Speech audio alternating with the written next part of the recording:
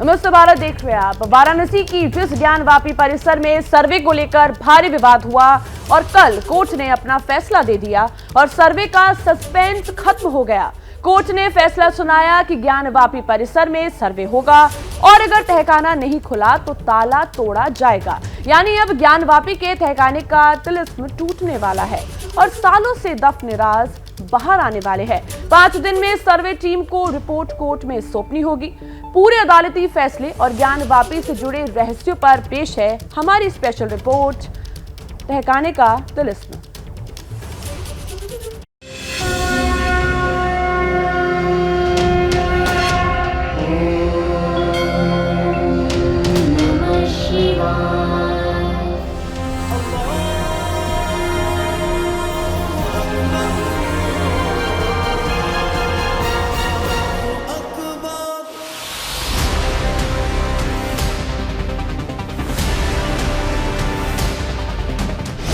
मई तक ये कार्रवाई सुनिश्चित करा के न्यायालय के समक्ष उसको सबमिट करना है। हमेशा सत्य की जीत होती है। हर हर महादेव।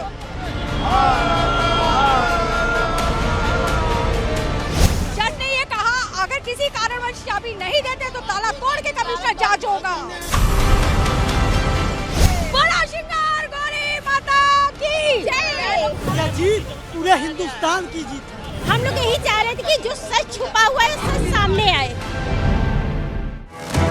ज्ञानवापी को लेकर अदालत का बड़ा फैसला। 17 मई तक रिपोर्ट दाखिल कर देनी है। अदालत ने दिया ज्ञानवापी के सर्वे का आदेश। प्रवेश कराने के संदर्भ में स्पष्ट जिला प्रशासन को सरकार को निर्देश दिया गया है। हर हाल में कमीशन टीम को बैरिकेटेड रेड जोन के अंदर प्रवेश कराया जाए। मतलब ये कि तहखाने का राज खुलने वाला है। अच्छा ये बताए रिकॉर्डिंग कहाँ कर सकते हैं? वो संपूर्ण भाग में रिकॉर्डिंग कराने का आदेश हुआ है। तहखाना खुलेगा? जी अवश्य हम आशान्वित हैं। काशी विश्वनाथ कॉरिडोर के गेट नंबर 4 से ही ज्ञानवापी में जाने का रास्ता है और हिंदू पक्षों का दावा है कि ज्ञानवापी मस्जिद के नीचे मंदिर है और उसी मंदिर में है भगवान भोलेनाथ का असली ज्योतिर्लिंग। पार्वती पते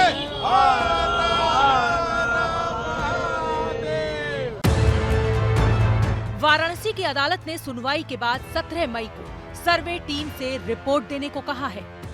एबीपी न्यूज के पास अदालत के 3 पन्नों की वो फैसले की कॉपी मौजूद है जिसमें ये ऐतिहासिक आदेश दिया गया है।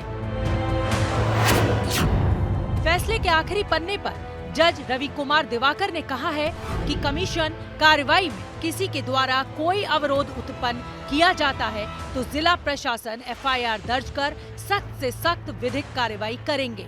किसी भी दशा में कमीशन की कार्रवाई नहीं रोकी जाएगी, चाहे किसी पक्षकार द्वारा सहयोग किया जाए या नहीं। कोर्ट ने इस फैसले में जो बड़ी बातें कही उसके मुताबिक संपूर्ण ज्ञानवापी का सर्वे किया जाएगा। बैरिकेटिंग के अंदर सर्वे टीम जाएगी। अजय मिश्रा सर्वे टीम के कमिश्नर बने रहेंगे। आरोप तो विपक्ष ने लगाया था, इसका मैंने खंडन भी किया कि भाई मैंने जो अभी तक कार्य किया उसको सद्भावपूर्वक ईमानदारी से और निष्पक्ष ढंग से किया है। इसके अलावा और मैं कुछ नहीं कहा। 90% काम है और वीडियोग्राफी और देखना ही काम है, लेकिन चूंकि बहुत ही संवेदनशील मैटर है इसलिए इसको बहुत सूक्ष्म तरीके से जो है करना है। तो मुझे लगता है कि जो न्यायालय ने समय निर्धारित किया है, अगर एग्जैक्ट समय से शुरू हुई कार्रवाई तो हम लोगों के पास प्रतिदिन 4 घंटे 8 से 12 समय मिल रहा है, 4 घंटे समय मिल रहा है पर्याप्त। तो अगर 4 घंटे लगातार कार्य किया जाए जो है तो हमें लगता है कि 2 दिन में हो जाना चाहिए। पूरी व्यवस्था एकदम क्लियर कट व्यवस्था दिया हुआ है कि किसी भी परिस्थिति में कार्रवाई रुकनी नहीं चाहिए। न्यायालय ने स्पष्ट आदेश किया हुआ है कि वहाँ पे जो पक्षकार हैं वो रहेंगे और कमिश्नर रहेंगे बस। Otherwise no party no presence. Ajay Mishra के साथ एक स्पेशल कमिश्नर नियुक्त किए गए हैं। अजय मिश्रा के साथ विशाल सिंह स्पेशल कमिश्नर होंगे। विशाल सिंह गैर मौजूद होंगे तो अजय प्रताप स्पेशल कमिश्नर होंगे।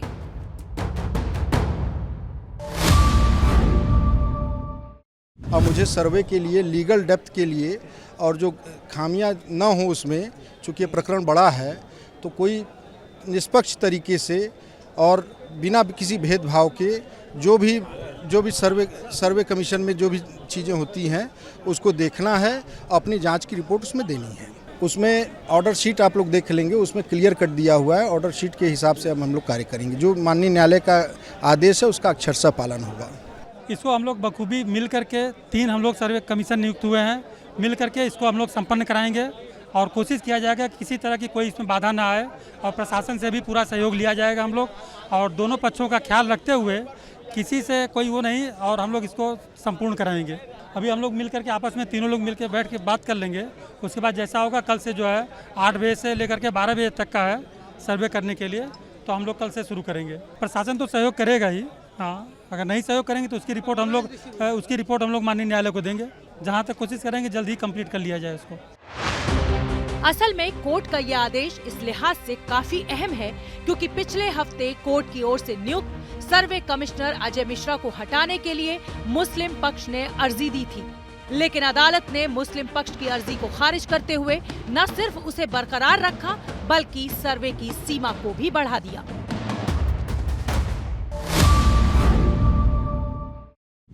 कोर्ट ने अपने आदेश में जिला प्रशासन से लेकर राज्य सरकार तक को सर्वे की कार्रवाई में सहयोग करने के लिए कहा है। कोर्ट ने अपने आदेश में यहां तक कहा कि अगर जांच के लिए ताला तोड़ने की नौबत आती है तो पुलिस उसे सर्वे में सहयोग करे, ताला तोड़कर सर्वे और वीडियोग्राफी करवाए। अगर कोई विरोध करता है तो उसके खिलाफ कड़ी कार्रवाई का आदेश भी फैसले में लिखा गया है। प्रवेश कराने के संदर्भ में स्पष्ट जिला प्रशासन को, सरकार को निर्देश दिया गया है। हर हाल में कमीशन टीम को बैरिकेटेड रेड जोन के अंदर प्रवेश कराया जाए, चाहे ताला खोल के कराया जाए, चाहे ताला तोड़ के कराया जाए, और जो भी व्यक्ति, समाज, समूह या किसी तरह का व्यवधान अगर वहाँ कोई उत्पन्न करता है उसके खिलाफ सख्त से सख्त जो है दंडात्मक कार्रवाई करने का निर्देश माननीय न्यायालय ने दिया है। फैसले के बाद अदालत में हर हर महादेव के नारे तक लगाए गए। सीता साहू उन 5 महिलाओं में से एक है जिन्होंने कोर्ट में अर्जी देकर श्रृंगार गौरी मंदिर में नियमित पूजा की इजाजत मांगी थी। एबीपी न्यूज से बात करते हुए सीता साहू सहित हिंदू पक्ष के लोग कोर्ट के फैसले से खुश दिखे। सीता साहू और अर्जी देने वाली बाकी महिलाओं ने फैसला आने तक व्रत रखा हुआ था।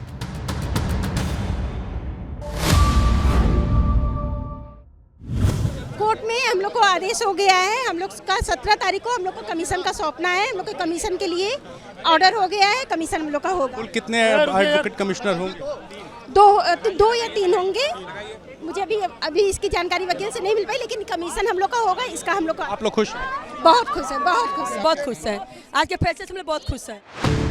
आज 12 मई को कोर्ट का फैसला आया है और सर्वे टीम को 17 मई तक कोर्ट में रिपोर्ट सौंपने के लिए कहा गया है। मतलब टीम के पास 4 दिन का वक्त सर्वे के लिए है। शुक्रवार, शनिवार, रविवार, सोमवार। वैसे जानकारी के मुताबिक सर्वे का काम कल शुरू नहीं होगा। एडवोकेट कमिश्नर अपनी टीम के सदस्यों के साथ एक बैठक करेंगे और इस बैठक में तय होगा कि सर्वे कब से शुरू करना है। वाराणसी की कोर्ट ने कमीशन को सर्वे के लिए सुबह 8 से दोपहर 12 बजे तक का समय दिया है और 17 मई दिन मंगलवार को कमीशन को अपनी रिपोर्ट कोर्ट में सौंपनी है। ऐसे में कमीशन को कुल 20 घंटे का समय दिया गया है। अब देखना होगा कि सर्वे का काम कब से शुरू होता है और कुल कितने घंटे वीडियो रिकॉर्डिंग करके रिपोर्ट बनाई जाती है।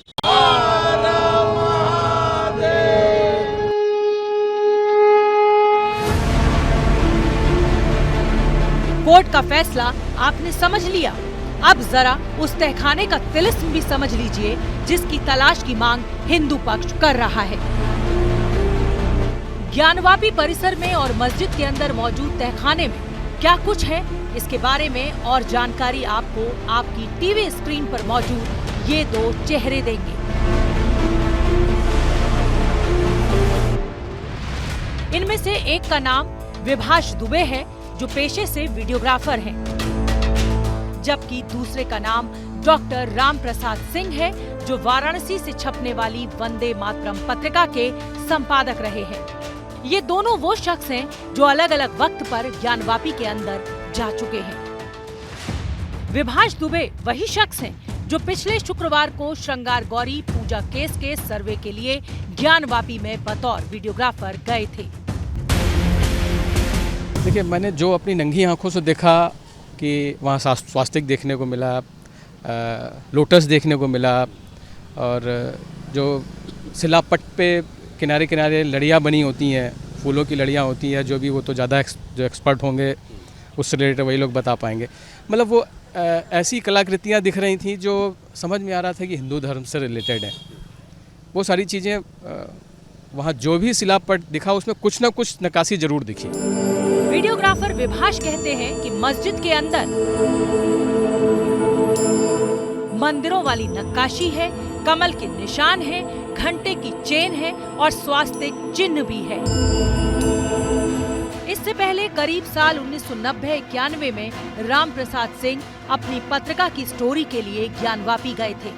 तब उनके साथी फोटोग्राफर ने मस्जिद के अंदर की कुछ तस्वीरें ली थी।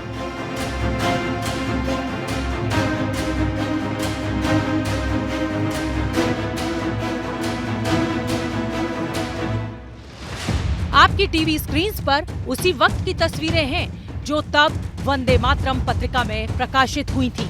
इन तस्वीरों में से नंदी और पुजारियों की तस्वीर अब मौजूदा विश्वनाथ कॉरिडोर का हिस्सा है, लेकिन बाकी तस्वीरें मस्जिद के अंदर की हैं, जहां मंदिर के सबूत दिख रहे हैं।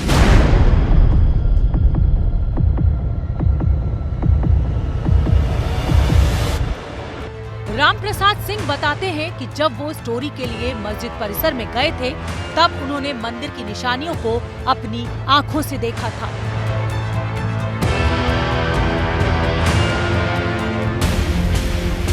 दरवाजा खुला, हम लोगों ने अंदर प्रवेश किया और बाहर बाएं तरफ गया। संयोग से वह सारे जो टूटे फूटे हमारे मंदिर के मूल स्ट्रक्चर के अवशेष हैं, वह बहुत भारी संख्या में वहाँ पर पड़े हुए हैं। कुछ लंबे लंबे खंभे के पत्थर हैं, कुछ छोटे बड़े टुकड़े हैं, और सबसे बड़ी बात यह है कि प्रमाण ये है कि उन पत्थरों पे जो भी कलाकृतियाँ बनी हैं, वही कलाकृतियाँ अभी भी जो मंदिर का हमारा मूल स्ट्रक्चर है वो उसमें वर्तमान में दिखता है। वंदे मातरम पत्रिका में जो बातें लिखी गई हैं, उसके मुताबिक 18 अप्रैल 1669 को औरंगजेब ने मंदिर को गिराने का फरमान जारी किया था, जो आज भी कोलकाता की लाइब्रेरी में मौजूद है।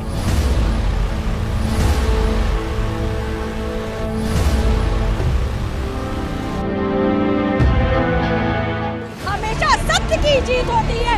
हर हर महादेव। हिंदू पक्ष इसी का दावा करते हुए कहता रहा है कि 1664 में औरंगजेब ने काशी विश्वनाथ मंदिर को तोड़कर उसके अवशेषों का उपयोग कर मस्जिद बनवाई। मंदिर की जमीन के दूसरे हिस्से को ज्ञानवापी मस्जिद के तौर पर जाना जाता है। 1669 में औरंगजेब के आदेश पर मंदिर को पूरी तरह तोड़ दिया गया। मस्जिद परिसर में जिस तहखाने की बात हिंदू पक्षों की ओर से की जाती है, दावा है उसमें न सिर्फ हिंदू देवी देवताओं की मूर्तियां हैं, बल्कि मंदिर तोड़कर मस्जिद बनाए जाने के कई प्रमाण भी मौजूद हैं। दावा तो ये भी है कि मस्जिद के ढांचे के नीचे एक 100 फीट ऊंचा शिवलिंग है, जो बाबा असली विश्वनाथ का प्रतीक है। और दावा किया जाता है कि जिसे आज तहखाना कहा जाता है, असल में बाबा विश्वनाथ का असली गर्भगृह वही है जिसे तोड़कर मस्जिद का निर्माण कराया गया था। और आज भी मंदिर के अवशेष मस्जिद परिसर के उस तहखाने में मौजूद हैं। अब सर्वे के बाद तहखाने का राज खुलेगा और सच क्या है ये सामने आएगा। एक बार फिर बहुत स्वागत है आपका। आप देख रहे हैं नमस्ते भारत। इस वक्त बड़ी खबर आपको बता दें, ज्ञानवापी सर्वे को लेकर कोर्ट कमिश्नर आज बैठक करेंगे। ज्ञानवापी सर्वे की अगली तारीख इसी बैठक में तय होगी। ज्यादा जानकारी के साथ हमारे सहयोगी पंकज झा हमारे साथ जुड़ गए हैं। पंकज, बैठक के बारे में बताएं, कब तक ये बैठक शुरू होगी, कब होगी?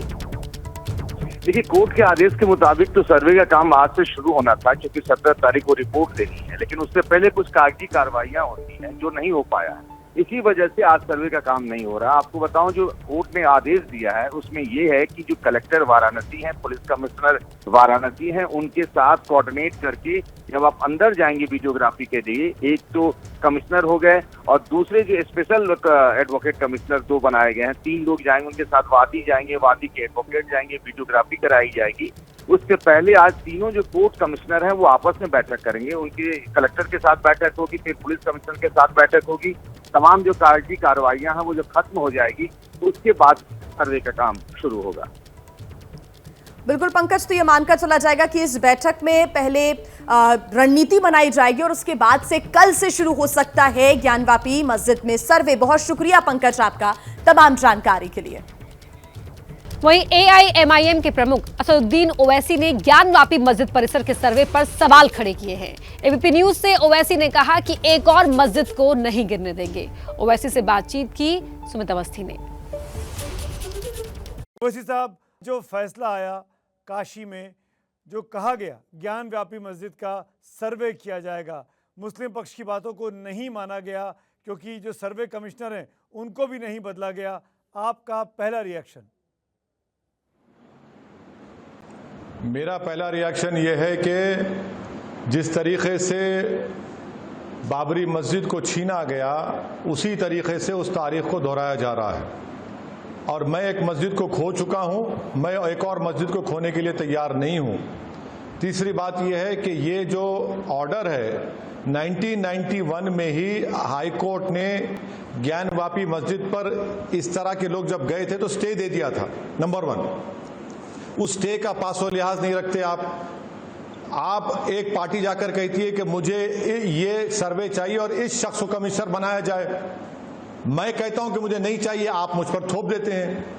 चौथी बात यह है कि कोर्ट्स को फैसला देना पड़ेगा, भारत के पार्लियामेंट के बनाए हुए कानून को सामने रखकर उसको अमल करके कोर्ट्स को फैसला देना पड़ेगा। जो सुप्रीम कोर्ट का फैसला है बाबरी मस्जिद के टाइटल डिस्प्यूट में, आप पार्लियामेंट के एक्ट को डिसरिगार्ड कर दे रहे हैं, सुप्रीम कोर्ट के जजमेंट को जिसमें जस्टिस चंद्रचूड़ ने लिखा था कि 91 का एक्ट सेकुलरिज्म और भारत के बेसिक स्ट्रक्चर से जुड़ा हुआ है। तो इसीलिए मैं कह रहा हूं कि यह गलत ऑर्डर कोर्ट का है और मैं उम्मीद करता हूं कि पर्सनल लॉ बोर्ड और उस मस्जिद के इंतजामिया के लोग फौरन सुप्रीम कोर्ट को जाएंगे, उनके समर वेकेशन से पहले, गर्मी की छुट्टियों से पहले, और इस बात को सुप्रीम कोर्ट के सामने रखेंगे कि किस तरीके से सुप्रीम कोर्ट के जजमेंट का वायलेशन हो रहा है। पर ये सब तर्क तो कोर्ट में रखे गए थे ना, उसके बावजूद भी जज साहब ने फैसला दिया और कहा कि वहां सर्वे होगा। तो क्या मैं सुप्रीम कोर्ट नहीं जाऊं? वो फैसला गलत है जज साहब का और मुझे राइट है उससे डिसएग्री करने का। जज साहब कैसे सुप्रीम कोर्ट के जजमेंट का वायलेशन करेंगे? जज साहब कैसे 91 के एक्ट का वायलेशन करेंगे? आप सीधे सुप्रीम कोर्ट जा सकते हैं क्या लोअर कोर्ट के बाद? क्यों नहीं जा सकते? सुप्रीम कोर्ट जा सकते हैं आप। सुप्रीम कोर्ट में SLP डाल सकते। जहां तक मुझे लिमिटेड नॉलेज है सुप्रीम कोर्ट के कानून और कवायद की, बिल्कुल जाना चाहिए। मैं तो उम्मीद करता हूं कि पर्सनल लॉ बोर्ड और उस मस्जिद के जिम्मेदार फौरन सुप्रीम कोर्ट के पास जाएंगे। पर असद साहब, जो कुछ बाबरी मस्जिद के मामले में फैसला आया सुप्रीम कोर्ट का, उसके बावजूद भी आपके जो भी एप्रीहेंशंस हो, जो भी डर हो, कोर्ट ने कहा कि वहाँ राम मंदिर बनना चाहिए और भगवान राम की जन्मभूमि है। इसको आप कैसे देखते हैं? कैसे स्टैंड कर पाएंगे अब आप जब आप ज्ञानवापी का मामला लेके जाएंगे? देखिए, जब बाबरी मस्जिद का जजमेंट आया था तो मैंने उस जजमेंट के ताल्लुक से कहा था वो फैसला आस्था की बुनियाद पर दिया गया और उस जजमेंट के बाद लोग इसको इस्तेमाल करेंगे और अपने एप्रीहेंशंस का, अपने खदशात का मैंने इज़हार किया था। आज जो सच साबित हो रहे हैं, सच साबित हो रहे हैं ना। पर इसमें तो कोई दो राय नहीं ना कि मेरी आस्था इंपॉर्टेंट है। पर असद भाई, इसमें तो दो राय नहीं होनी चाहिए ना कि उस जगह का सर्वे हो जाना चाहिए। ज्ञानवापी के नीचे आखिर है क्या? क्योंकि वो नंदी की बड़ी सी तस्वीर दिखाई देती है, वहाँ मंदिर के सबूत है, मंदिर के निशान है, बताते हैं तमाम हिस्टोरियन। सुनिए, नहीं, देखिए, पहली एक बात, नंबर 1, कल मैं कोर्ट को जाकर कहूंगा कि प्रधानमंत्री जो ऑफिशियल रेजिडेंस उसके नीचे मस्जिद थी, आप मुझे देंगे? एक्सकवेशन करने देंगे मुझे आप? बताइए आप। मैं कहूंगा कि भारत का जो इंटेलिजेंस का दफ्तर है उसके नीचे मस्जिद है, उसको खोदना चाहिए। तीसरी बात, क्या सुप्रीम कोर्ट को ये सब बातें मालूम थी या नहीं मालूम? सुप्रीम कोर्ट ने कह दिया साफ तौर से कि places of religious worship act 1991 का भारत के संविधान के बेसिक स्ट्रक्चर से ताल्लुक है। आप जो 15 अगस्त 1947 को जिस किसी मंदिर, मस्जिद, गिरजाघर थी उसका ना नेचर और कैरेक्टर आप चेंज करेंगे। कोई क्या कहता अलग बात है, कानून का लिहाज रखेंगे या आप देश को आस्था से चलाएंगे आप? और जो सबूत है वहां पे हिस्ट्री के, उसका क्या करेंगे आप? जो ज्ञानवापी की तमाम तस्वीरों में दिखाई देता है, बड़े से नंदी हैं, मंदिर के तमाम शिलालेख दिखाई देते हैं। मेरे दोस्त, सुप्रीम कोर्ट में एएसआई के रिपोर्ट को सुप्रीम कोर्ट ने एक्सेप्ट नहीं किया बाबरी मस्जिद डिस्प्यूट में। सुप्रीम कोर्ट ने तो ऑब्जेक्शन का भी इज़हार किया एएसआई के सर्वे को। आप क्या करना चाह रहे हैं? आप तो 1991 एक्ट साफ तौर पर कहता है, आप उसका वायलेशन करेंगे क्या? कहां पे जाए? कल जो बौद्ध मजहब के लोग हैं, जो जैन मजहब के लोग हैं, वो बोलेंगे कि 2000 पहले हमारे रिलीजियस प्लेस को तोड़ दिया गया, चेंज कर दिया गया। आप करेंगे? उसकी इजाजत देंगे उसको? नहीं, पर आपको सबूत देने होंगे ना। आपके तर्कों को मैं 1% मान भी लूं कि प्रधानमंत्री के घर के नीचे मस्जिद थी, आप सबूत दीजिए ना। इसमें तो तस्वीरें, इसमें तो तमाम सबूत दिखाई देते हैं। ये ज्ञानवापी के नीचे क्या है? मैं सबूत दूंगा आपको, अभी दे रहा हूं ना। मेरा सबूत 1991 एक्ट है, मेरा सबूत भारत की सबसे बड़ी सुप्रीम कोर्ट का जजमेंट है। इससे बड़ा कोई सबूत हो सकता है तो लाके बताइए मुझे। 1991 के एक्ट के बावजूद बाबरी मस्जिद का फैसला आया ना।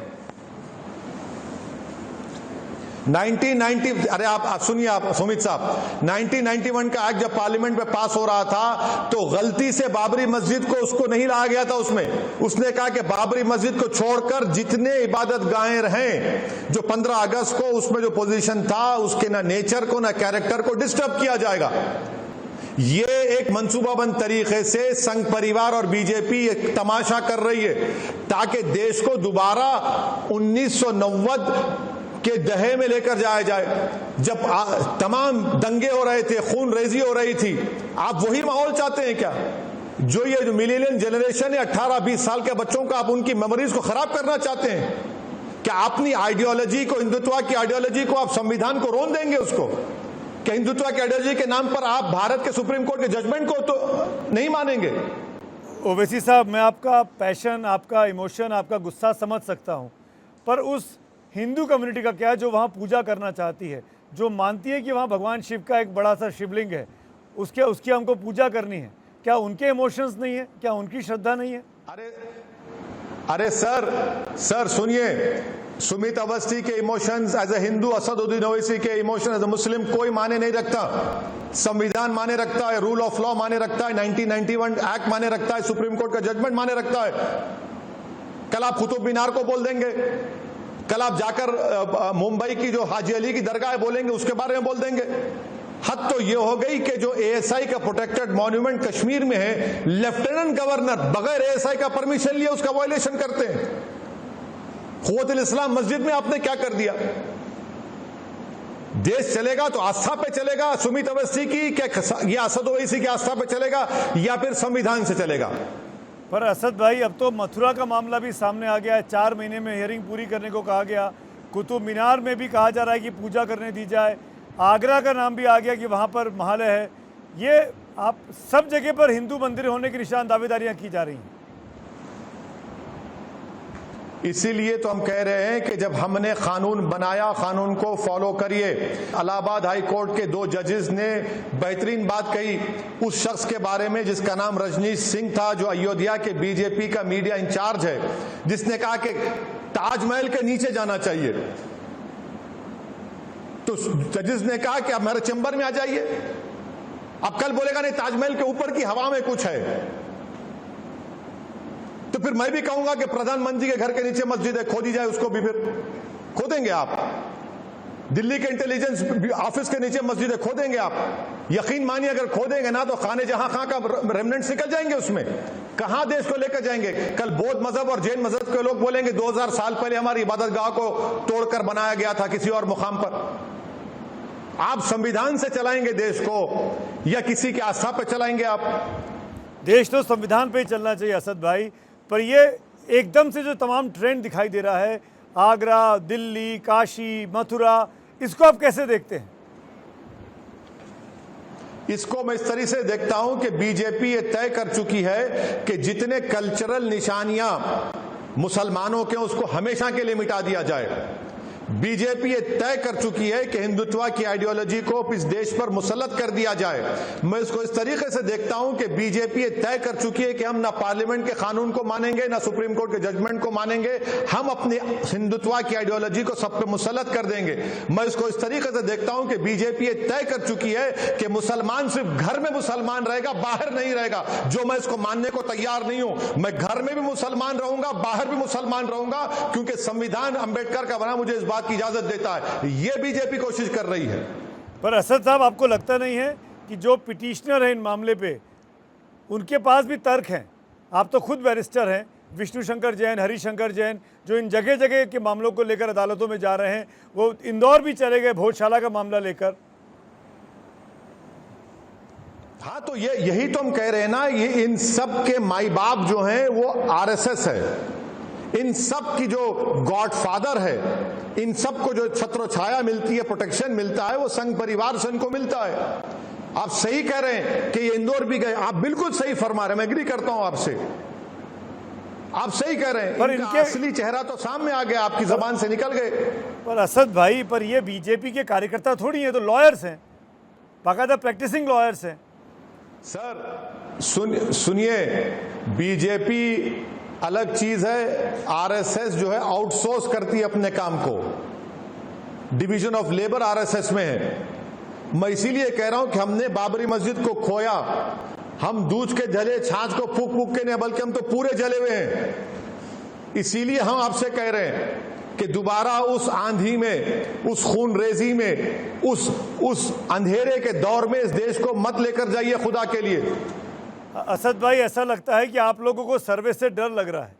अगर सर्वे हुआ ज्ञानवापी का तो पता लग जाएगा नीचे मंदिर था, इसीलिए आप मना कर रहे हैं, इसीलिए आप कह रहे हैं कि सुप्रीम कोर्ट में जाओ।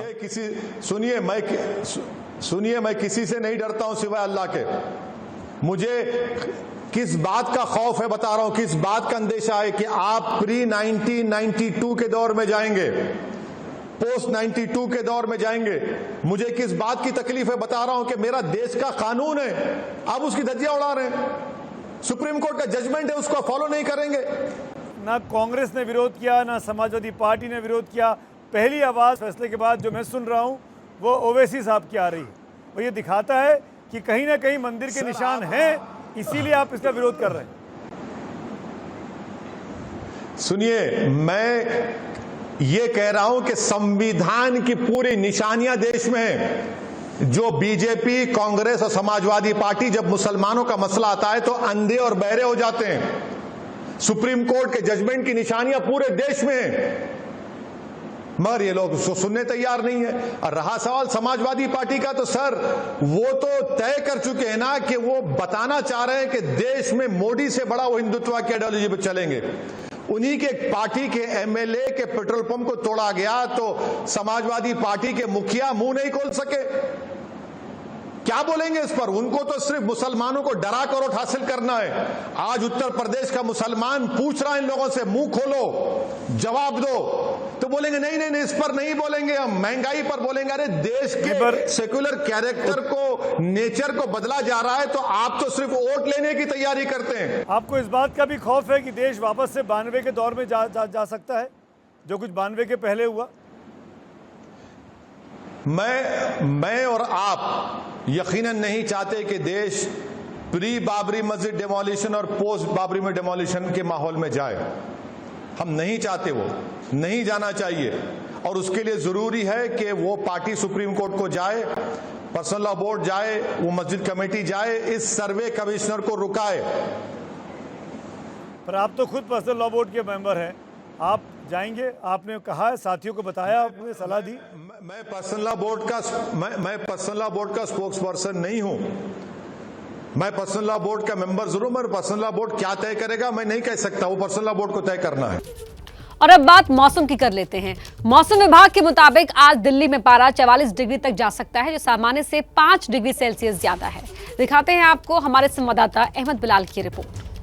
दिल्ली समेत समूचा उत्तर और मध्य भारत गर्मी की तपिश झेल रहा है, लेकिन मौसम विभाग का पूर्वानुमान है कि आज से अगले 3 दिनों तक दिल्ली वासियों को सूरज की तीखी किरणों की तपिश और उमस के साथ साथ लू के थपेड़ों को भी सहना पड़ेगा। मौसम विभाग के मुताबिक आज से अगले 3 दिन तक दिल्ली में गर्मी का कहर जो है वो जारी रहेगा और अधिकतम तापमान 45 डिग्री तक जाने की संभावना है, जिसके लिए मौसम विभाग ने येलो अलर्ट भी जारी किया हुआ है। मौसम विभाग का अनुमान है कि लू के थपेड़ों के बीच आज का जो अधिकतम तापमान 44 डिग्री सेल्सियस तक जाएगा, जो कि सामान्य से 5 डिग्री सेल्सियस अधिक है। वहीं न्यूनतम तापमान 28 डिग्री सेल्सियस तक जाने की संभावना है, जो कि सामान्य से 3 डिग्री ज़्यादा है। अगर बीते हुए कल की बात करें तो दिल्ली में बीते हुए कल को अधिकतम तापमान 42.5 डिग्री सेल्सियस रिकॉर्ड हुआ था, जो कि सामान्य से 3 डिग्री सेल्सियस ज़्यादा है।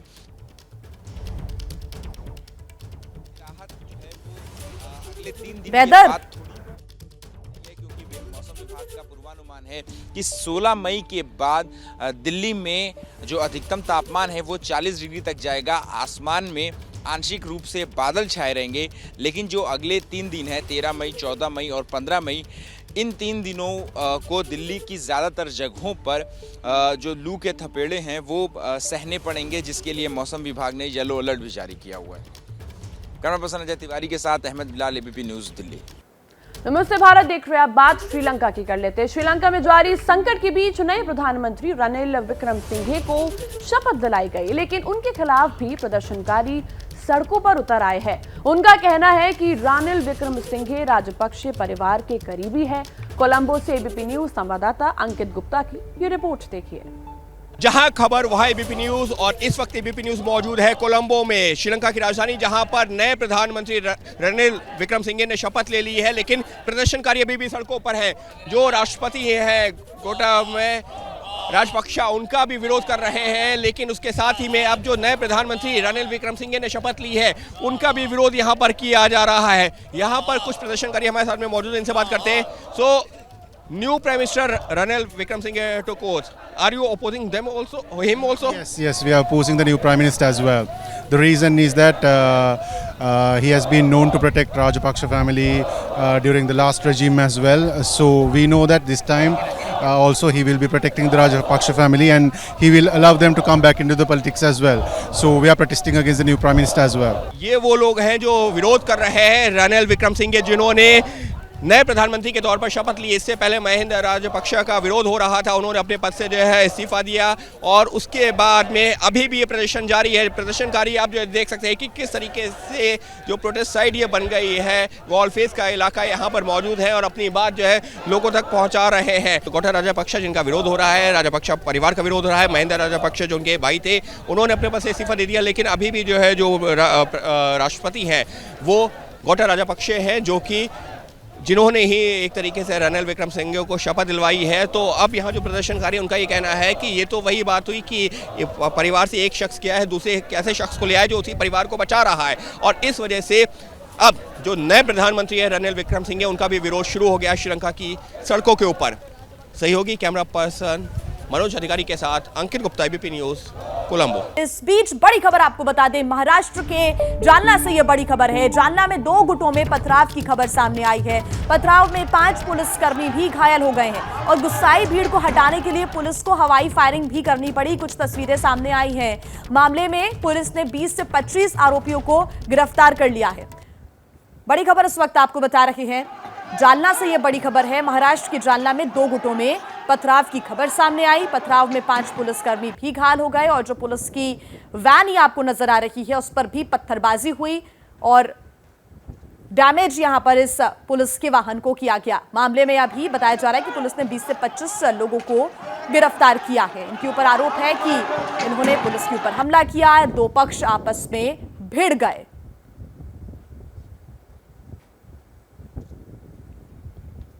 तो ये तस्वीरें आपको हम दिखा रहे हैं महाराष्ट्र के जालना से। एक दूसरे के ऊपर पत्थरबाजी करते हुए 2 गुट सामने आए। किसी बात को लेकर पथराव की स्थिति भी यहां पर बन गई। हिंसा फैलने के जो 20 से 25 आरोपी हैं उनको पुलिस ने गिरफ्तार कर लिया है। पुलिस पर भी हमला किया गया, पुलिस की वैन को भी नुकसान पहुंचाया गया है। ये तस्वीरें आप देख रहे हैं। हालांकि पुलिस इस पूरे घटनाक्रम पर नजर बनाए हुए है, माहौल को नियंत्रित करने की कोशिश पुलिस के द्वारा की गई, लेकिन पुलिस पर भी हमला हुआ। ये महाराष्ट्र के जालना की तस्वीरें आपको हम दिखा रहे हैं। और पूरे महाराष्ट्र की अगर हम बात करें तो कई ऐसे सांप्रदायिक मुद्दे हैं जिन पर तनाव की स्थिति महाराष्ट्र के अलग अलग क्षेत्रों में देखने को मिल रही है, और हो सकता है कि उसी से जुड़ा हुआ यह भी मामला हो। हालांकि स्पष्ट रूप से अभी विवाद की जो जड़ थी वो फिलहाल सामने नहीं आई है। सूरज हमारे साथ जुड़ गए हैं। सूरज, विवाद कैसे शुरू हुआ और अभी क्या स्थिति है? देखिए, वहाँ पर ना दो समाज है, उसमें से एक समाज छत्रपति शिवाजी महाराज को मानता है और दूसरे समाज में गोपीनाथ मुंडे के लिए काफी भावनाएं हैं। तो ये दोनों जन ने डिसाइड किया था कि यहाँ पे जो मूर्ति लगाई जाएगी छत्रपति शिवाजी महाराज की लगाई जाएगी, लेकिन जो प्रवेश द्वार होगा उसका नाम गोपीनाथ मुंडे रखा जाएगा। लेकिन जब मूर्ति लगाई गई तब ऐसा कहा गया कि अब प्रवेश द्वार पे अलग नाम क्यों लिखा जाए, तो जिसको लेकर विवाद हो गया और दोनों ही ग्रुप में लड़ाई चालू हो गई। लेकिन आपको ये भी बता दें कि वहां पर जो मूर्ति और प्रवेश द्वार दोनों लगाया गया है वो दोनों ही इलीगल था। इसी वजह से कल प्रशासन ने भी उसे हटाने का आदेश दे दिया है और उसे हटाने की प्रक्रिया भी शुरू कर दी है। लेकिन जो विवाद था, विवाद गेट पर नाम को लेकर था। पहले जो दोनों में तय हुआ था उसी हिसाब से ये प्रोग्राम आगे किया गया था, लेकिन बाद में एक समाज में ऐसा था कि अब नाम अलग क्यों किया जाए, वही जिसकी मूर्ति है उसी का नाम होना चाहिए। तो इस नाम को लेकर विवाद शुरू हो गया और फिर मौके पर जब पुलिस पहुंची दोनों ग्रुप को शांत करने के लिए, तो 6 से 7 पुलिस वाले भी इसमें इंजर्ड हो गए हैं। पुलिस ने लोगों के खिलाफ मामला दर्ज किया और कार्रवाई शुरू कर दी। जी सूरज, क्योंकि 20 से 25 आरोपी अभी गिरफ्तार हुए हैं, क्या अन्य गिरफ्तारियां भी हो सकती हैं? दूसरा सवाल ये कि एहतियातन पुलिस ने अभी इलाके में क्या कदम उठाए हैं? देखिए, एहतियातन पुलिस ने वहाँ पर पूरा जो फोर्स है वो बढ़ा दिया है ताकि और कोई उपद्रवी यहाँ पर आए नहीं और किसी तरह का लॉ एंड ऑर्डर की स्थिति खराब ना हो। साथ ही जो पूरा विवाद था उसे शांत करने के लिए जो लोकल एडमिनिस्ट्रेशन है उन्होंने कहा कि मूर्ति और यहाँ पर जो चीज किया गया है पूरी तरह से इलीगल है, उसे भी हटाया जाएगा। तो सारी चीजें अब वहाँ से प्रशासन हटा रहा है ताकि जो झगड़े की जड़ है वही हट जाए। दूसरी बात, जितने लोग उपद्रवी थे, जितने लोगों का नाम सामने आया था, उन सबको गिरफ्तार किया है। इसके अलावा और भी ऐसे नाम सामने आ रहे हैं जिनकी तलाश की जा रही है, जो शायद भविष्य में इस तरह की घटना को अंजाम दे सकते हैं। तो ऐसे सभी लोगों के ऊपर प्रिवेंटिव एक्शन लोकल एडमिनिस्ट्रेशन ले रहा है और जो पुलिस है, पुलिस ने पेट्रोलिंग उस इलाके में बढ़ा कर रखी है। बिल्कुल सूरज, और क्योंकि महाराष्ट्र में अलग अलग इलाकों से सांप्रदायिक तनाव की क्योंकि स्थिति पहले भी बन चुकी है, अभी तक कोई पॉलिटिकल रिएक्शन इस पर सामने आया है क्या? जी फिलहाल तो इस पर अभी तक किसी भी तरह का पॉलिटिकल रिएक्शन नहीं आया, क्योंकि ये घटना अभी कल ही की है और अभी तो पुलिस ने इस पर एक्शन लेना शुरू किया है। तो हम ये मान सकते हैं कि आज पॉलिटिकल रिएक्शन आ सकते हैं। देखिए, गोपीनाथ मुंडे भी एक बहुत बड़ा चेहरा है। छत्रपति शिवाजी महाराज महाराष्ट्र की राजनीति में अक्सर सामने आते रहता है नाम। महाराष्ट्र के लोगों में इनके लिए श्रद्धा है। तो जाहिर सी बात है अब पॉलिटिकल रिएक्शंस भी आएंगे, लेकिन फिलहाल तो किसी भी तरह के रिएक्शन तब तक नहीं। बिल्कुल सूरज, ये भी कह सकते हैं कि इलाके में क्योंकि अभी तनाव की स्थिति है, पुलिस ने बैरिकेडिंग कर नजर बनाने की कोशिश भी की है। लोगों से अभी और पूछताछ हो रही है, किन्हीं और लोगों को अभी हिरासत में लिया गया हो पुलिस के द्वारा? देखिए, लोकल पुलिस ने वहाँ पर एडिशनल फोर्सेस बुलाई है। सभी लोग वहाँ पर बंदोबस्त लगाकर बैठे हुए हैं। इसके अलावा लोगों से पूछताछ की जा रही है और समझने की कोशिश की जा रही है कि अगर मान लेते हैं जो इलीगल है वो तो दूसरी बात रही, लेकिन जिस तरह से इनके बीच तय हुआ था, मूर्ति छत्रपति शिवाजी की लगेगी, नाम गोपीनाथ मुंडे जी का रहेगा, लेकिन आखिर में ये विवाद कैसे भड़का? आज क्या इनको विवाद करने का ही मन था? आखिर क्या बातचीत हुई? मतलब वो सारी चीजों को लेकर अब इंक्वायरी शुरू की जा रही है कि आखिर किसी मोटिव से तो नहीं किया गया है, कोई कॉन्स्पिरेसी तो नहीं थी। तमाम चीजें हैं जो अब लोकल पुलिस जानना चाहती है और इसी को लेकर कार्रवाई भी आगे बढ़ा रही है, लोगों से पूछताछ कर। ठीक सूरज, आप नजर बना के रखिए, आगे आपसे अपडेट्स हम लेते रहेंगे। फिलहाल शुक्रिया तमाम जानकारी के लिए। एक और बड़ी खबर की बात करेंगे। जम्मू कश्मीर से यह बड़ी खबर है। कश्मीर के बडगाम में कल बड़ा आतंकी हमला हुआ था और बडगाम की चाडूरा तहसील में आतंकियों ने कश्मीर पंडित को निशाना बनाया है। युवक की पहचान राहुल भट्ट नाम से हुई, जो कि रेवेन्यू विभाग का कर्मचारी था और इसको लेकर कश्मीर में बवाल भी हुआ है। राहुल को इलाज के लिए अस्पताल में भर्ती कराया गया था, लेकिन इलाज से पहले ही दम तोड़ दिया। हमले की जिम्मेदारी कश्मीर टाइगर्स नाम के संगठन ने ली है। एक मैसेज के जरिए कश्मीर टाइगर्स संगठन ने कहा है कि हिंदू कार्यालय में अगर कोई मुसलमान को परेशान करता तो उसका अंजाम कुछ ऐसा ही होगा। हमले के बाद सुरक्षा बलों और जम्मू कश्मीर पुलिस ने इलाके में सर्च ऑपरेशन शुरू कर दिया है। और हमारे सहयोगी आसिफ ज्यादा जानकारी के साथ हमारे साथ जुड़ गए हैं। आसिफ, अभी क्या जानकारी है इलाके में, क्योंकि लगातार तनाव और बवाल दोनों ही बना हुआ था, क्या ताजा अपडेट है?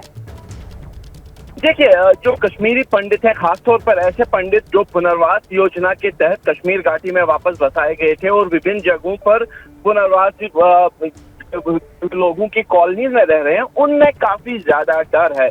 कल जब ये घटना घटी थी तो एक सिमल्टेनियसली ही इन सभी कॉलोनीज में रहने वाले लोगों ने प्रोटेस्ट किया, चाहे वो बडगाम हो, श्रीनगर का इंदिरा नगर इलाका हो, अनंतनाग का वीसू हो या बारामूला में हो। तो हर जगह पे विस्थापित जो पंडित हो पुनर्वास के योजना के तहत वापस आए थे, वो सड़कों पर निकल आए और देर रात तक इनके प्रोटेस्ट चलते रहे। काफी समझाने के बाद तकरीबन रात में 12 बजे के करीब इनको वापस अपने क्वार्टर्स में जाने के लिए तैयार किया गया। आज दिन भर प्रोटेस्ट किए जाएंगे, इस बात की घोषणा इन कश्मीरी पंडितों ने की है। और आज सुबह 10 बजे जो है राजभवन के सामने विभिन्न कॉलोनी से आने वाले कश्मीरी पंडित और ऐसे कश्मीरी पंडित जो कश्मीर में ही रहे हैं, विस्थापित नहीं हुए थे, वो भी इन प्रदर्शनों में हिस्सा लेंगे, ताकि सरकार पर इस बात के लिए दबाव बनाया जा सके कि इन कश्मीरी विस्थापितों को जो बसाने की योजना है उसमें एक सुरक्षा जो है प्रमुख मुद्दा जो बनता जा रहा है। क्योंकि अगर सुरक्षा नहीं है तो कोई भी कश्मीरी पंडित वापस कश्मीर में आके बसने को तैयार नहीं होगा। और अगर ऐसी घटनाएं घटती है तो जो यहाँ पे आए हुए कश्मीरी पंडित भी हैं उनमें ठीक है सर, आप नजर बना के रखिए, आगे आपसे अपडेट्स हम लेते रहेंगे और इस खबर का अपडेट अपने दर्शकों तक पहुंचाते रहेंगे। आप बने रहिए हमारे साथ, देखते रहिए एबीपी न्यूज। और अब खबर फटाफट अंदाज के बाद आपको बड़ी खबर बता देते हैं। कांग्रेस सांसद राहुल गांधी उदयपुर पहुंच चुके हैं। कांग्रेस के चिंतन शिविर में हिस्सा लेने के लिए राहुल गांधी ट्रेन से उदयपुर पहुंचे हैं। 3 दिनों तक सोनिया गांधी, राहुल गांधी समेत कांग्रेस के करीब 400 नेता इस चिंतन शिविर में शामिल होंगे।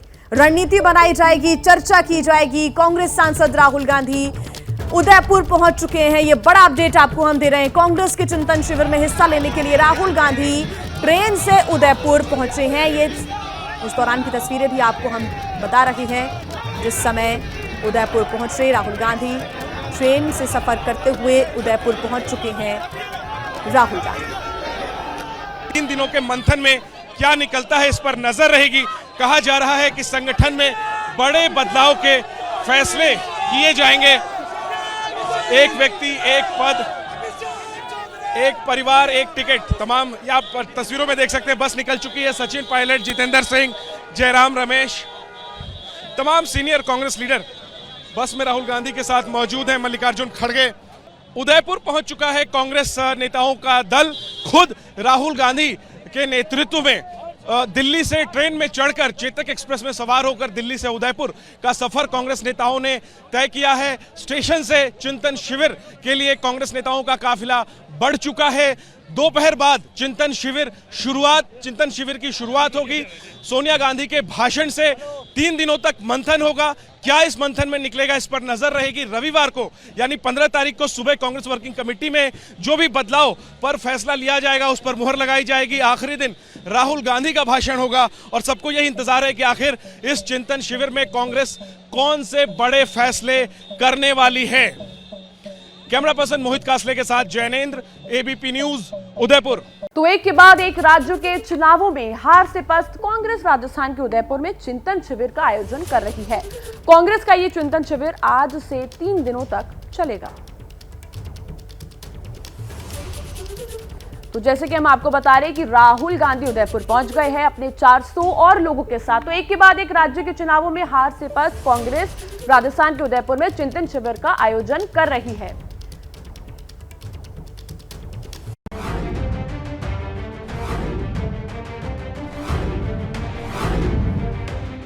उदयपुर में कांग्रेस के चिंतन शिविर वाली जगह ऐसे पोस्टरों से अटी पड़ी है। लगातार मिल रही शिकस्त पर कांग्रेस यहां 3 दिन तक मंथन करेगी। चिंतन शिविर में कांग्रेस का पूरा ध्यान संगठन में बदलाव और अगले लोकसभा चुनाव की कार्य योजना पर होगा। दोपहर 2 बजे सोनिया गांधी के संबोधन के साथ चिंतन शिविर की शुरुआत होगी। इसमें कांग्रेस के 430 प्रतिनिधि शामिल होंगे। आज और कल शाम तक विभिन्न मुद्दों पर अलग अलग समूहों में चर्चाओं का दौर चलेगा। फिर जो प्रस्ताव तैयार होगा उस पर 15 मई को कांग्रेस कार्य समिति की बैठक में मुहर लगाई जाएगी। जो ये चिंतन शिविर होने जा रहा है लगभग 19 वर्ष बाद, हम ये उम्मीद करते हैं कि जो 2024 का चुनाव है उसके लिए कुछ व्यापक ठोस रणनीति तैयार करने में हम लोग सफल हों। चिंतन शिविर में पार्टी अध्यक्ष को लेकर चर्चा नहीं होगी, लेकिन बड़ी जानकारी ये सामने आई है कि राहुल गांधी पार्टी की कमान दोबारा संभालने पर गंभीरता से विचार कर रहे हैं। एक तरफ भारतीय जनता पार्टी से मिल रही कड़ी चुनावी टक्कर, तो दूसरी तरफ कांग्रेस के भीतर ही गांधी परिवार के खिलाफ उठ रहे बगावत के स्वर। कांग्रेस अच्छी तरह जानती है कि वो शायद अपने सबसे चुनौतीपूर्ण वक्त से गुजर रही है। ऐसे में देखना यह दिलचस्प होगा कि भारत की ग्रैंड ओल्ड पार्टी कही जाने वाली कांग्रेस इस बार अपने रिवाइवल के लिए कोई ठोस कदम उठा पाती है या नहीं, या फिर एक बार ये चिंतन शिविर महज एक आई वॉश ही साबित होगा। कैमरामैन राजेश के साथ आशीष कुमार सिंह, एबीपी न्यूज, उदयपुर।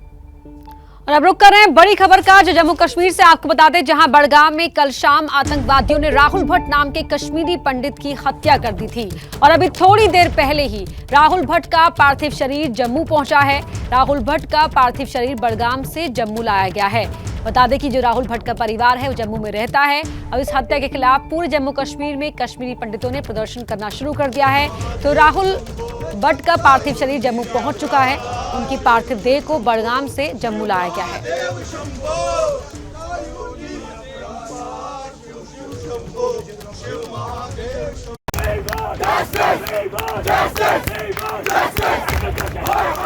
बडगाम में कश्मीरी पंडित राहुल भट्ट की हत्या से जम्मू कश्मीर में फिर से उबाल आ गया है।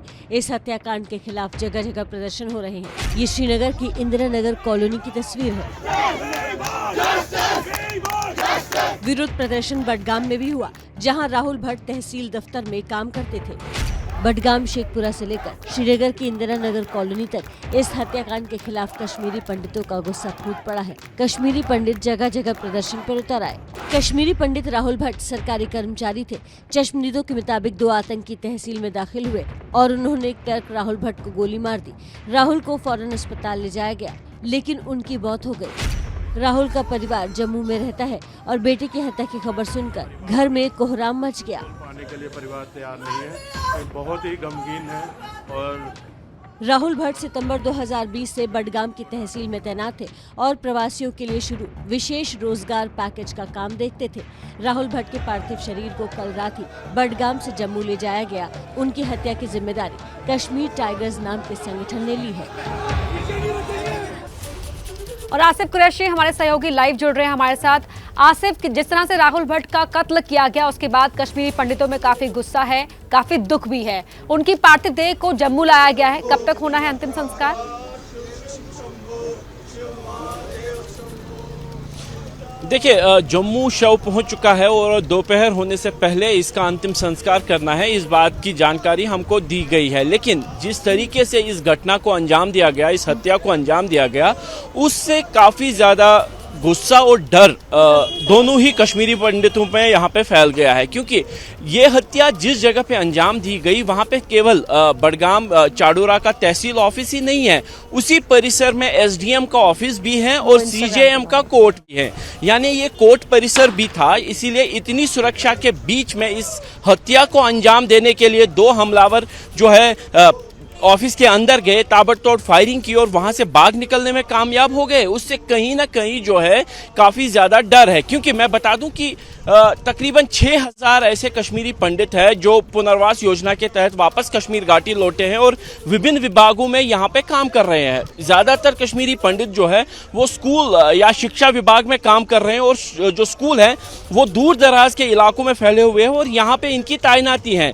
और जिस तरीके से इस हत्या को अंजाम दिया गया उससे इन लोगों में ये डर फैल गया है कि इन इलाकों में जाने पर क्या वो सुरक्षित होंगे, और यही सवाल जो है इस समय कश्मीरी पंडितों के दिमाग में है और इसी के लिए वो विरोध भी कर रहे हैं। आज 10 बजे कश्मीरी पंडित संगठनों ने बोला था कि वो राजभवन के सामने प्रदर्शन करेंगे और सरकार से सुरक्षा की मांग और सरकार से सुरक्षा को लेकर सवाल पूछेंगे, लेकिन सुरक्षा कारणों से शायद इस प्रदर्शन को ना होने दिया जाए। लेकिन जो विभिन्न इलाकों में कश्मीरी पंडित जहां पे रहते हैं, चाहे वो श्रीनगर का इंदिरा नगर इलाका हो, बड़गाम का शेखपुरा हो, बारामूला हो, या फिर अनंतनाग के वीसू या मटन इलाके हो, जहां पे विस्थापितों के लिए कॉलोनी बनी है, बड़ी संख्या में विस्थापित वहां पे रह रहे हैं, तो वहां पे आज दिन भर विरोध प्रदर्शन करने की भी बात कही गई है। और ज्यादातर जो कश्मीरी पंडित सरकारी कर्मचारी हैं वो आज दफ्तर नहीं जा रहे हैं, क्योंकि उनका ये कहना है कि जब तक सरकार पूरी तरीके से उनको सुरक्षा पर आश्वासित नहीं करती तब तक वो अपना काम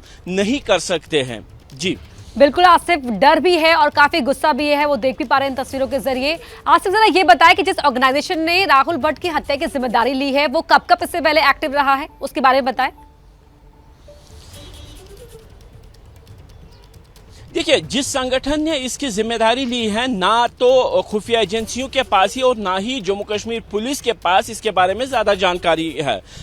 हमने कल एसएसपी बड़गाम से इस बारे में बात की और इसके साथ साथ जम्मू कश्मीर पुलिस के वरिष्ठ अधिकारियों से। उन्होंने कहा कि ये किसी बड़े संगठन का छद्म ऑर्गेनाइजेशन है, यानी एक फेस हो सकता है जो इस तरीके की घटना को अंजाम दे रहा है, ताकि जो यहाँ पे सक्रिय मिलिटेंट संगठन है उनकी तरफ उंगली ना उठ सके। क्योंकि जिस तरीके का डर का माहौल पैदा करने की कोशिश की गई है एक स्पेक्टेकुलर हत्या को अंजाम देकर, वो उससे यही माना जा रहा है कि किसी संगठन ने अपने शैडो ऑर्गेनाइजेशन को आगे करके कश्मीर टाइगर्स नाम के एक ऐसे संगठन के जरिए जिम्मेदारी ली है जिसके बारे में ना तो सुरक्षा एजेंसियों के पास ही ज्यादा जानकारी है और ना ही यहाँ पे लोगों के पास। लेकिन लगातार इस ऑर्गेनाइजेशन की तरफ से फोन पे बयान आते रहे हैं मैसेजेस के जरिए, लेकिन जमीनी हकीकत क्या है कि ये संगठन किस संगठन का छद्म है वो जांच का विषय है और इसके बारे में हम इंतजार कर रहे हैं कि जम्मू कश्मीर पुलिस की जांच पूरी हो जाए और वो इस बारे में कोई स्पष्ट जानकारी हमारे साथ साझा करे। जी आसिफ, बहुत शुक्रिया आपका तमाम जानकारी के लिए। रुख कर लेते हैं एक और बड़ी खबर का जो मुंबई से हमें मिल रही है।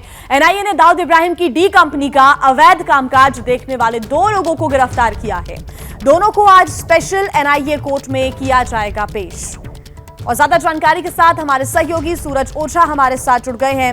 सूरज, एक और ये कह सकते हैं कि कार्रवाई की गई है, पहले छापामार कार्रवाई और अब 2 लोगों को गिरफ्तार किया गया है। बड़े खुलासे होने की उम्मीद है। जी बिल्कुल, ये बड़ी एक कार्रवाई मानी जा रही है, क्योंकि आपको ये भी बता दें कि अभी से 3 दिन से एनआईए जो है वो दाऊद इब्राहिम से जुड़े लोगों से लगातार पूछताछ कर रही है।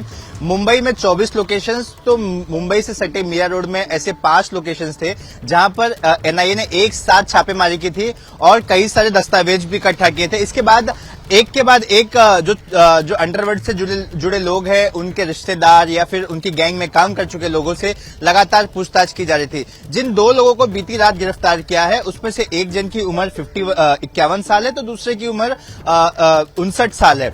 इन दोनों को आज स्पेशल एनआईए कोर्ट में पेश किया जाएगा। देखिए, इन पर आरोप ये है कि जो मुंबई का वेस्टर्न सबब्स है, जहां पर सारे सेलिब्रिटीज रहते हैं, जो एक तरह से बॉलीवुड कहा जाता है, मिनी बॉलीवुड, जहां पर बॉलीवुड बसता है, उस इलाके में ये एक्टिव थे और उस इलाके में ये दाऊद के लिए काम करते थे, फाइनेंसेस इकट्ठा करते थे, साथ में इन पर टेरर फाइनेंस का भी आरोप लगा हुआ है। तो आप देखना होगा कि आज एनआईए अपनी रिमांड में क्या क्या और खुलासे करती है, क्योंकि अब तक जो बात यही सामने आई है कि ये दोनों जो गिरफ्तार हुए हैं वो छोटा शकील के लिए काम करते थे।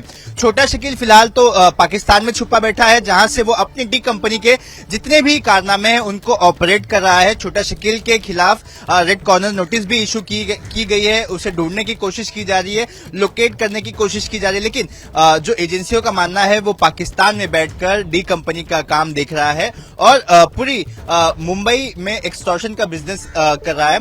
आपको एक और चीज समझा देते हैं, जो ये पूरा मामला क्या है। देखिए, इस पूरे मामले में आरोप ये है कि जो डी गैंग है वो 3 से 4 तरीकों का इस्तेमाल करके पैसे जमा कर रही है, जिसमें से एक है बेटिंग, एक है जो फेक करेंसी नोट्स होती हैं, तीसरा दूसरा है नार्कोटिक्स। इस तरह से 3 से 4 ऐसे मोडस और एक एक्सटॉर्शन का रैकेट, ऐसे 4 मोडस का इस्तेमाल कर पैसा जमा करती है और इन पैसों का इस्तेमाल टेररिस्ट एक्टिविटीज के लिए करती है। और इनका मेजर टारगेट था, इनकी जो स्पेशल यूनिट थी उसे काम दिया गया था कि देश में जो प्रोमिनेंट अथॉरिटीज हैं, पर्सनालिटीज हैं, जैसे कि कोई बड़ा नेता हो या कोई बड़ा बिजनेसमैन, उस पर हमला किया जाए और हमला करके मुंबई, दिल्ली या ऐसे कोई बड़े शहर हैं वहां पर वायलेंस लाया जाए, अर्थव्यवस्था और जो लॉ एंड ऑर्डर है उसे बिगाड़ा जाए। जी, एक बार फिर बहुत स्वागत है आपका। आप देख रहे हैं नमस्ते भारत।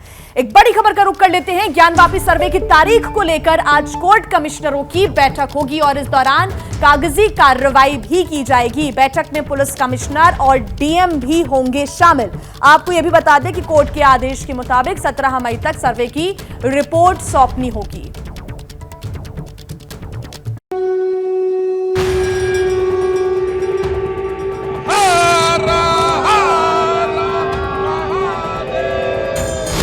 पहला आदेश, पूरे ज्ञानवापी मस्जिद परिसर का सर्वे होगा। दूसरा आदेश, इस मामले के कोर्ट कमिश्नर को नहीं बदला जाएगा। तीसरा आदेश, सर्वे के लिए तत्काल 2 सहायक कमिश्नर नियुक्त। वाराणसी की ज्ञानवापी मस्जिद के सर्वे के मामले में जिला अदालत के फैसले का लबो लुआब यही है। कोर्ट के आदेश के बाद ये तय हो गया कि ज्ञानवापी मस्जिद के अंदर कैमरा जाएगा। अदालत ने साफ कहा है कि ज्ञानवापी मस्जिद के चप्पे चप्पे का सर्वे होगा। मस्जिद के नीचे बना तहखाना खोला जाएगा।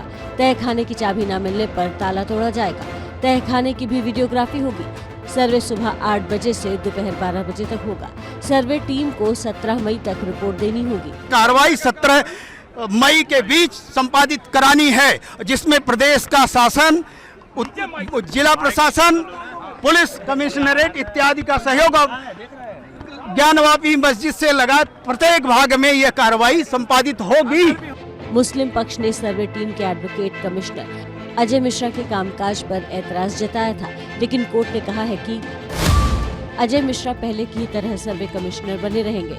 साथ ही सर्वे टीम में अदालत ने 2 और कमिश्नर भी जोड़ दिए हैं। अदालत ने विशाल सिंह और अजय प्रताप सिंह को तत्काल प्रभाव से सर्वे कमिश्नर नियुक्त कर दिया है, लेकिन ज्ञानवापी मस्जिद में आज सर्वे होने की संभावना कम है। मुमकिन है कि शनिवार या उसके बाद की तारीख तय हो। तो ज्ञानवापी मस्जिद परिसर के सर्वे पर असदुद्दीन ओवैसी ने सवाल उठाए हैं। एआईएमआईएम के चीफ ओवैसी ने एबीपी न्यूज से कहा कि एक और मस्जिद नहीं गिरने देंगे। साथ ही उन्होंने मुस्लिम संगठनों से सुप्रीम कोर्ट का दरवाजा खटखटाने की अपील भी की है। तो फैसला आया काशी में, जो कहा गया ज्ञानवापी मस्जिद का सर्वे किया जाएगा। मुस्लिम पक्ष की बातों को नहीं माना गया, क्योंकि जो सर्वे कमिश्नर हैं उनको भी नहीं बदला गया। आपका पहला रिएक्शन? मेरा पहला रिएक्शन ये है कि जिस तरीके से बाबरी मस्जिद को छीना गया, उसी तरीके से उस तारीख को दोहराया जा रहा है। और मैं एक मस्जिद को खो चुका हूं, मैं एक और मस्जिद को खोने के लिए तैयार नहीं हूं। तीसरी बात यह है कि ये जो ऑर्डर है, 1991 में ही हाई कोर्ट ने ज्ञानवापी मस्जिद पर इस तरह के लोग जब गए थे तो स्टे दे दिया था। नंबर 1, उस स्टे का पासो लिहाज नहीं रखते आप एक पार्टी जाकर कहती है कि मुझे ये सर्वे चाहिए और इस शख्स को कमिश्नर बनाया जाए। मैं कहता हूं कि मुझे नहीं चाहिए, आप मुझ पर थोप देते हैं। चौथी बात यह है कि कोर्ट्स को फैसला देना पड़ेगा, भारत के पार्लियामेंट के बनाए हुए कानून को सामने रखकर उसको अमल करके कोर्ट्स को फैसला देना पड़ेगा। जो सुप्रीम कोर्ट का फैसला है बाबरी मस्जिद के टाइटल डिस्प्यूट में, आप पार्लियामेंट के एक्ट को डिसरिगार्ड कर दे रहे हैं। सुप्रीम कोर्ट के जजमेंट को, जिसमें जस्टिस चंद्रचूड़ ने लिखा था कि 91 का एक्ट सेक्युलरिज्म और भारत के बेसिक स्ट्रक्चर से जुड़ा हुआ है। तो इसीलिए मैं कह रहा हूं कि यह गलत ऑर्डर कोर्ट का है और मैं उम्मीद करता हूं कि पर्सनल लॉ बोर्ड और उस मस्जिद के इंतजामिया के लोग फौरन सुप्रीम कोर्ट को जाएंगे, उनके समर वेकेशन से पहले, गर्मी की छुट्टियों से पहले, और इस बात को सुप्रीम कोर्ट के सामने रखेंगे कि किस तरीके से सुप्रीम कोर्ट के जजमेंट का वायलेशन हो रहा है। ज्ञानवापी मस्जिद परिसर में सर्वे का आदेश देने वाले और कमिश्नर को बदलने की मांग खारिज करने वाले जज को अब डर सता रहा है। जज ने अपने डर का जिक्र अपने आदेश में किया है। देखिए संवाददाता रणवीर की ये एक्सक्लूसिव रिपोर्ट।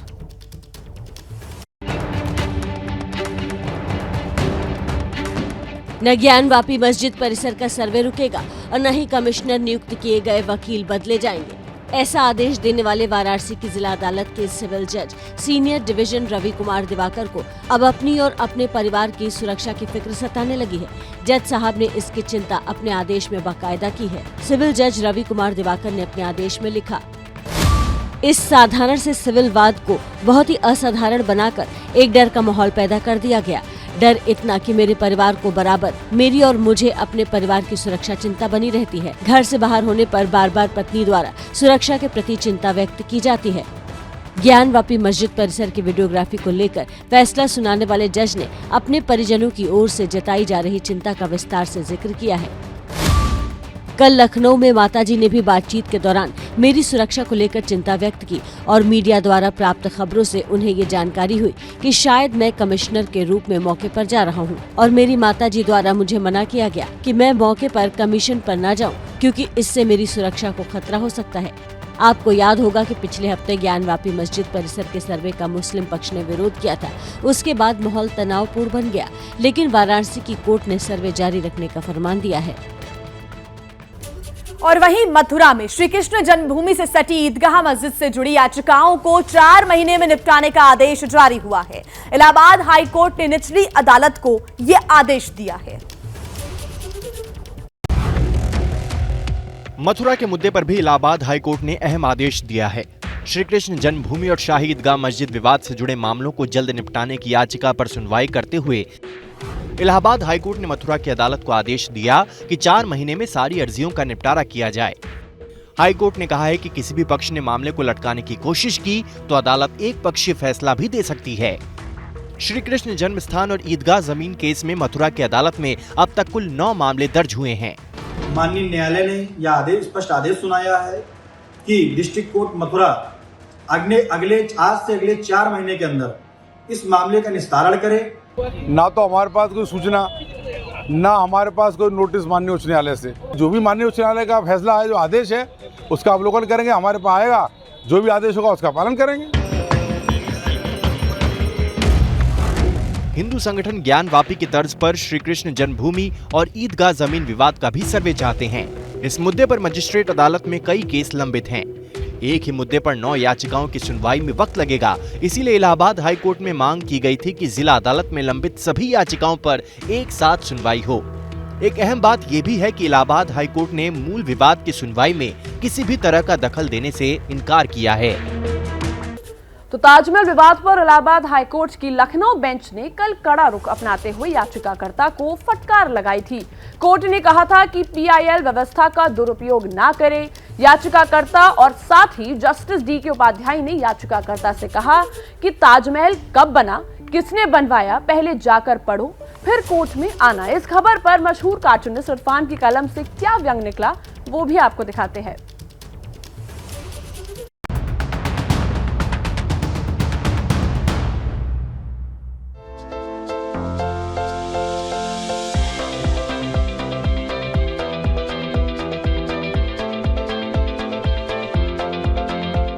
तो ताजमहल अब तेजो महल नहीं बन पाएगा। कल इलाहाबाद हाई कोर्ट ने ताजमहल के 22 कमरे खुलवाने की याचिका को खारिज कर दिया, लेकिन सुना है कि कुछ ट्रैवल एजेंसीज ने तो ताजमहल के साथ साथ उन 22 कमरों को दिखाने के लिए भी बुकिंग कर ली थी।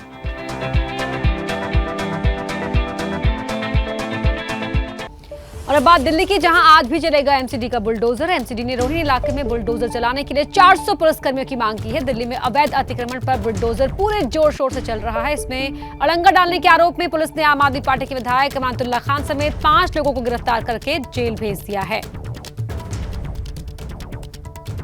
और अब देखते हैं ये खास रिपोर्ट।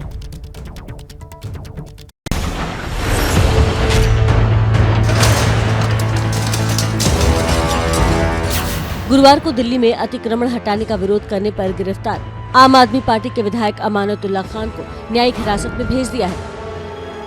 इससे पहले अमानतुल्लाह खान को रात में ही मजिस्ट्रेट के सामने पेश किया गया। अमानतुल्लाह खान ने कार्रवाई को गलत ठहराते हुए अपनी आवाज बुलंद रखने की बात भी की। अगर मेरे अरेस्ट करने से आप इन गरीबों के मकान बचा सकते हो तो मुझे अरेस्ट करके जेल डाल दो, मैं जाने को तैयार हूँ। लेकिन मेरे लिए अपनी गिरफ्तारी से ज्यादा गरीबों के मकान बचाना है। वहीं दिल्ली में बुलडोजर से अतिक्रमण हटाने का सिलसिला आज भी जारी रहेगा। आज जिन जगहों पर कार्रवाई होगी उनमें रोहिणी मेट्रो स्टेशन और समयपुर बादली मेट्रो स्टेशन के बीच फैले अतिक्रमण को आज हटाया जाएगा। इसके साथ ही नरेला जोन में अवैध निर्माण के साथ साथ अवैध मीट शॉप्स पर भी कार्रवाई की जाएगी। साथ ही प्रेमनगर, करोल बाग जोन में भी अतिक्रमण हटाए जाएंगे। दक्षिणी नगर निगम में खाड़ा कॉलोनी और आसपास के इलाकों में अवैध कब्जों पर कार्रवाई होगी। वहीं एनडीएमसी ने पुलिस को चिट्ठी लिखकर 400 पुलिस जवानों की मांग की है। वहीं दक्षिण दिल्ली नगर निगम में भी कार्रवाई के लिए पुलिस ने अतिरिक्त सुरक्षा और उचित संख्या में स्टाफ की मांग की है।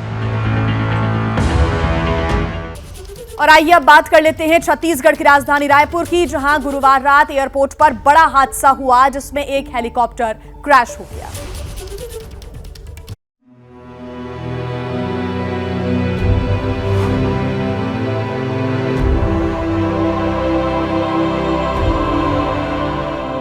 मलबे में तब्दील हो चुके हेलीकॉप्टर की ये तस्वीरें छत्तीसगढ़ के रायपुर की हैं, जहां एयरपोर्ट पर ये स्टेट हेलीकॉप्टर लैंड करते वक्त क्रैश हो गया। हादसा करीब रात 9 बजे हुआ। इस हादसे से एयरपोर्ट पर अफरा तफरी मच गई। वहीं हेलीकॉप्टर में सवार 2 पायलट कैप्टन गोपाल कृष्ण पांडा और कैप्टन एपी श्रीवास्तव की मौत हो गई। सीएम भूपेश बघेल ने भी ट्वीट करके हादसे पर दुख जताया। अभी रायपुर में एयरपोर्ट पर स्टेट हेलीकॉप्टर के क्रैश होने की दुखद सूचना मिली। इस दुखद हादसे में हमारे दोनों पायलट कैप्टन पांडा और कैप्टन श्रीवास्तव का दुखद निधन हो गया। इस दुख की घड़ी में ईश्वर उनके परिवारजनों को संबल एवं दिवंगत आत्मा को शांति प्रदान करे। शुरुआती तौर पर हादसे की वजह तकनीकी खराबी बताई जा रही है। वहीं राज्य सरकार के आदेश पर डीजीसीए हादसे की जांच करेगी। सीएम भूपेश बघेल ने मृतक पायलट के परिवारों को तत्काल राहत मुहैया कराने का भी आदेश दिया है।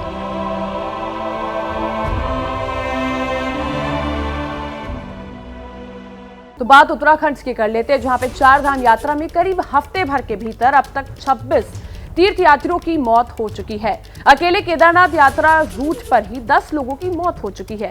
आखिर इसके पीछे की वजह क्या है, देखिए रिपोर्ट।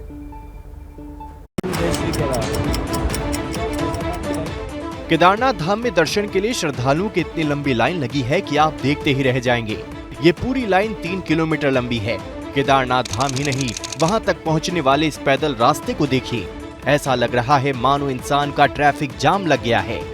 अब ये देखिए इस संकटे रास्ते पर श्रद्धालुओं की कितनी लंबी कतार नजर आती है। इस बार केदारनाथ के दर्शन के लिए श्रद्धालु टूट पड़े हैं। 2019 में यानी कोरोना काल से पहले केदारनाथ में 6 महीनों के दौरान 9,26,000 लोगों ने दर्शन किए थे। साल 2020 में कोरोना के वक्त पूरे सीजन में सिर्फ 2,20,000 लोग गए। फिर 2021 में 2,42,000 लोगों ने दर्शन किए। लेकिन इस बार सिर्फ 7 दिनों के अंदर ही केदारनाथ में 1,32,000 लोग दर्शन कर चुके हैं। इससे केदारनाथ में अव्यवस्थाएं फैल गई हैं। केदारनाथ समेत 4 धाम यात्रा में 26 लोगों की मौत भी बड़े सवाल खड़े कर रही है। जहाँ भी हमारे एमआरपी हैं, मेडिकल चेक पोस्ट है, वहाँ एक बार अपनी चेकिंग जरूर करवा लें और डॉक्टर की सलाह ले लें कि वो पैदल मार्ग पर जाने की स्थिति में है कि नहीं उच्च हिमालय क्षेत्रों में। जो लोग फिजिकली बहुत साउंड नहीं है, जो हेल्थ वाइज बहुत स्ट्रॉन्ग नहीं है, तो उन पे असर पड़ सकता है। तो इन बातों का ख्याल रख के ध्यान में रखते हुए यात्रा करें। अब इस अव्यवस्था को रोकने के लिए कुछ इंतजाम किए गए हैं। जैसे बिना रजिस्ट्रेशन के कोई भी यात्रा नहीं कर पाएगा। रात के समय मंदिर खुलने का समय बढ़ा दिया गया है। अब रात 10 बजे के बाद भी भक्त केदारनाथ के दर्शन कर पाएंगे। केदारनाथ धाम में भीड़ ना हो इसलिए लोगों को पहले रोका जा रहा है। भक्तों को सोनप्रयाग, गौरीकुंड, गुप्तकाशी, रुद्रप्रयाग जैसी जगहों पर ही रोका जा रहा है।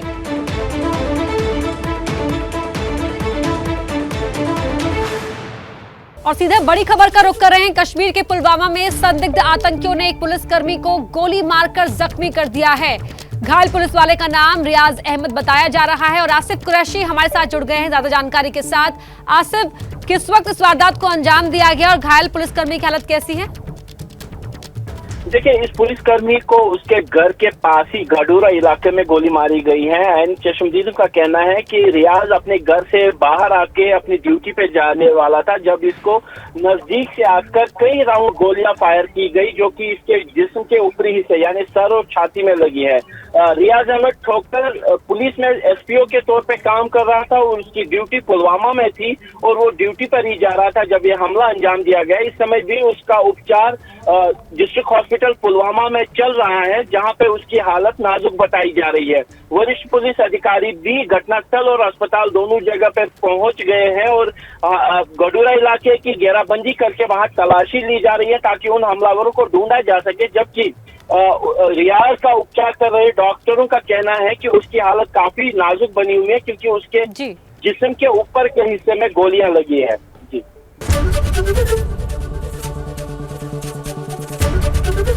एबीपी न्यूज आपको रखे आगे।